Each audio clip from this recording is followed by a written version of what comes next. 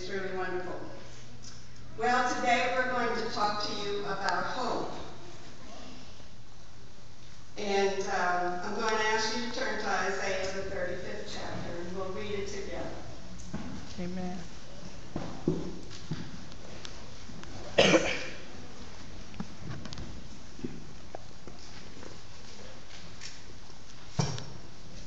Everyone has it? Amen. Isaiah 35th chapter, the first verse. The wilderness and the solitary place shall be glad for them, and the desert shall rejoice and blossom as the rose. It shall blossom abundantly and rejoice even with joy and singing. The glory of Lebanon shall be given unto it, the excellency of Carmel and Sharon. They shall see the glory of the Lord and the excellency of our God. Strengthen ye the weak hands and confirm the feeble knees. Say to them that are of a fearful heart, be strong, fear not. Behold, your God will come with vengeance, even God with a recompense. He will come and save you. Then the eyes of the blind shall be opened, and the ears of the deaf shall be unstopped. Then shall the lame man leap as a hart, and the tongue of the dumb sing. For in the wilderness shall waters break out, and the streams in the desert. And the parched ground shall become a pool, and the thirsty land springs of water. In the habitation of dragons, where each lay shall be grass and reeds and rushes. And a highway shall be there, and a way, and it shall be called the way of holiness. The unclean shall not pass over it, but it shall be for those that wayfaring men. Though fools shall not err therein. No lion shall be there, no, nor any ravenous beast shall go upon thereon. It shall not be found there, but the redeemed shall walk there. And the ransomed of the Lord shall return, and come to Zion with songs, and everlasting joy upon their heads. They shall obtain joy and gladness, and sorrow and sighing shall flee away. Amen. Saints, this is what we're waiting for. Amen. This is what we're anticipating, and the second advent. How wonderful it's going to be to live in holiness, where no lion can attack us, where no sin can offend us.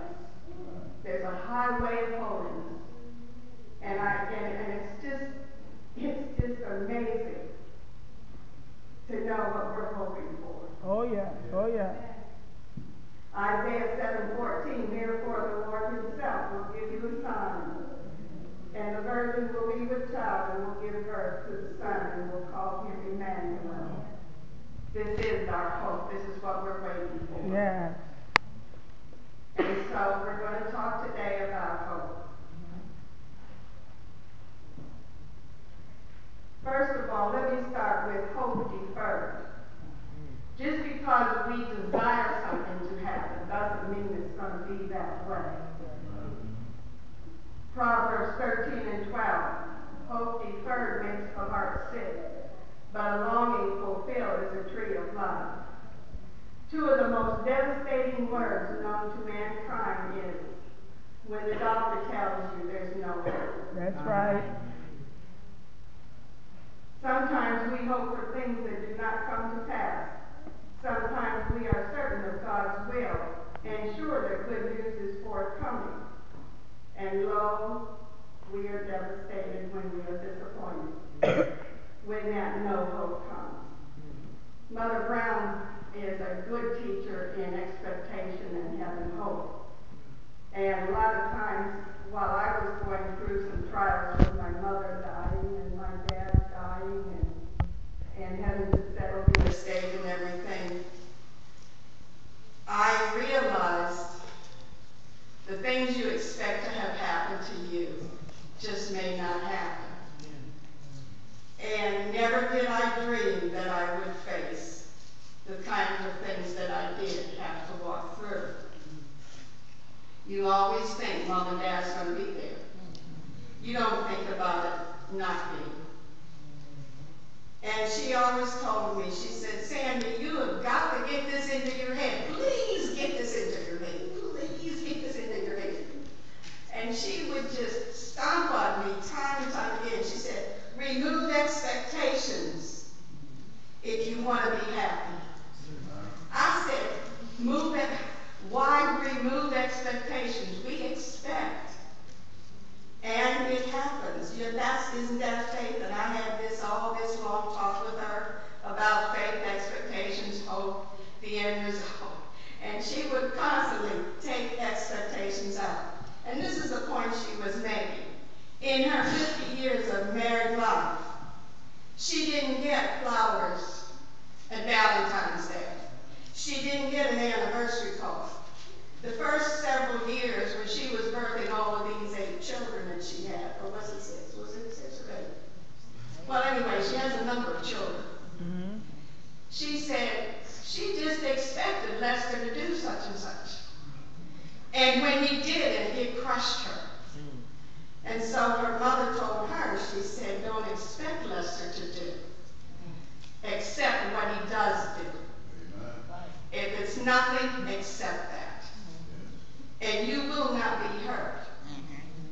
I thought this was foolishness. I said, oh my goodness, you should expect your husband. You get to know your husband, you get to know your wife. You expect certain activities to be in the home.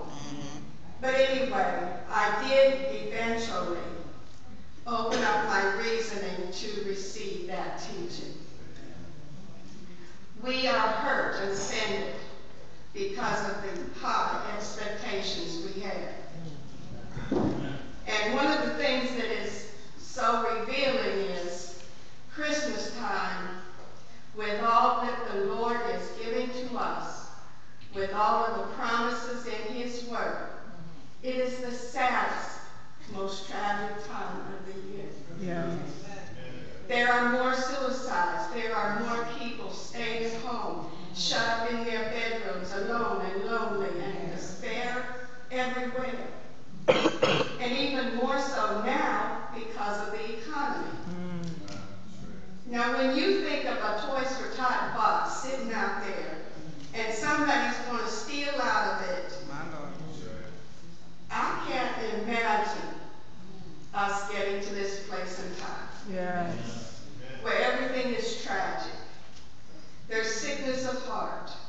Marriages fail. This is the time of year marriages break up. That's right. Where the very thing I just spoke to you about happens.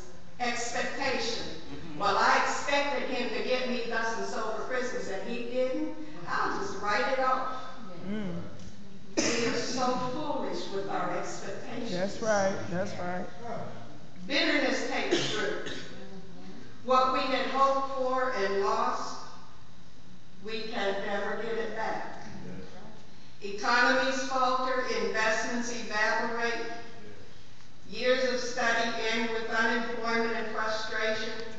Oh, I feel so sorry for these college graduates that have thousands upon thousands of dollars wrapped up in loans and can't get a job to pay it. That's right.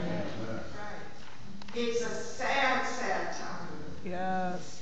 And tragic loss touches all of us. It's not a matter of if it will hit you, it's a matter of when. Yeah. Pastor lost both of his parents. Will the family circle be unbroken? It's going to happen. He lost 2 sisters and a brother. We had our son, our grandson, murdered.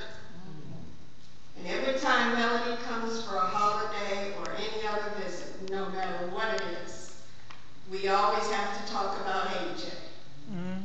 The hole that it leaves in your heart that never is filled. And then you see his now 6-foot son. My great-grandson is 6 feet tall.